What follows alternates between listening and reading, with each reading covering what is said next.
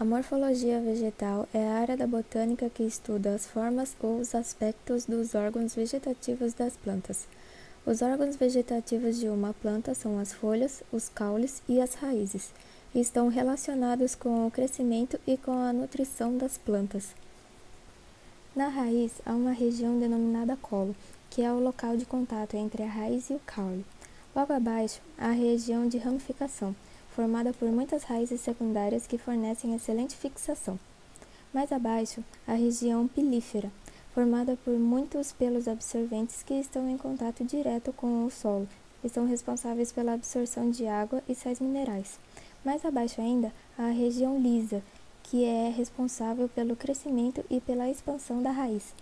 E a última região da raiz é o ápice, onde se encontram os meristemas e se originam todos os tecidos radiculares. E essa região é protegida pela coifa. Há dois tipos de sistemas de raiz, o sistema axial e o sistema fasciculado.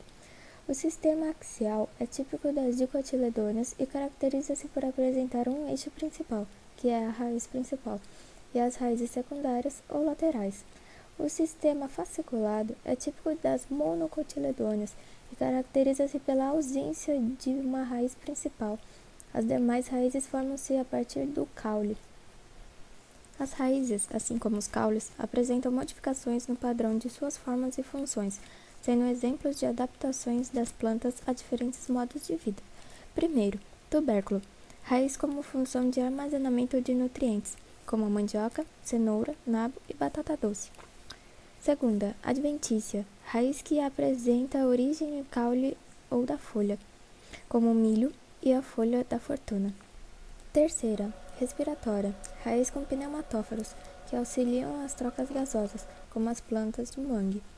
Quarto, escora ou suporte. Raiz que auxilia a sustentação de plantas, como o milho e a figueira.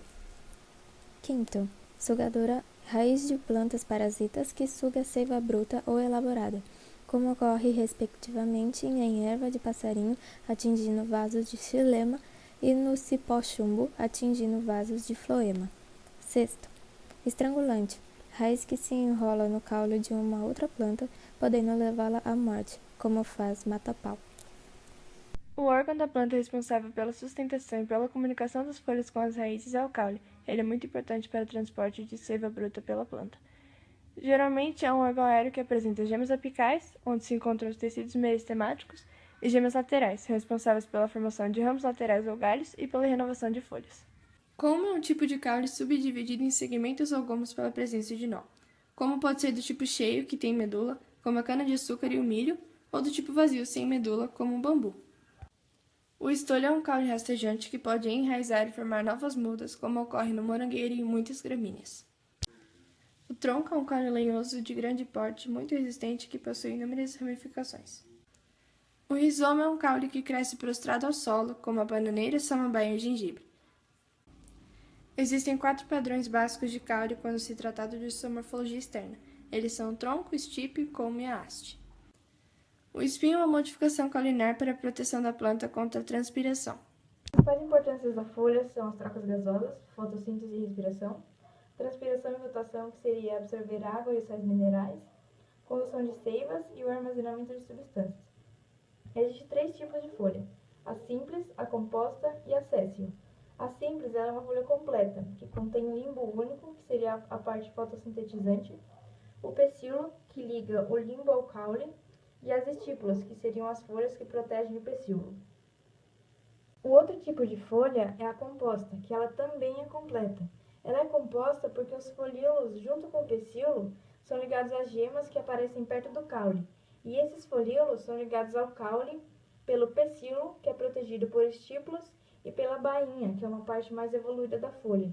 E o limbo, que seria a parte fotossintetizante, ele se subdivide em 3 pedaços menores, fazendo assim uma planta composta. As pétalas são estruturas membranáceas, coloridas e têm várias funções. Uma delas é a atração de agentes polinizadores e uma outra função da pétala é proteger os gametas femininos que são formados no seu interior. As pétalas elas podem ser vistosas, grandes, calosidades, diferentes texturas e podem ter pelos nectaríferos. As sépalas são estruturas da flor situadas na parte mais externa. São estruturas menores do que a pétala e têm função de proteger o botão floral. O conjunto de sépalas pode se chamar cálice. E várias sépalas, elas são meio esverdeadas e podem assumir várias formas e funções de acordo com a sua espécie.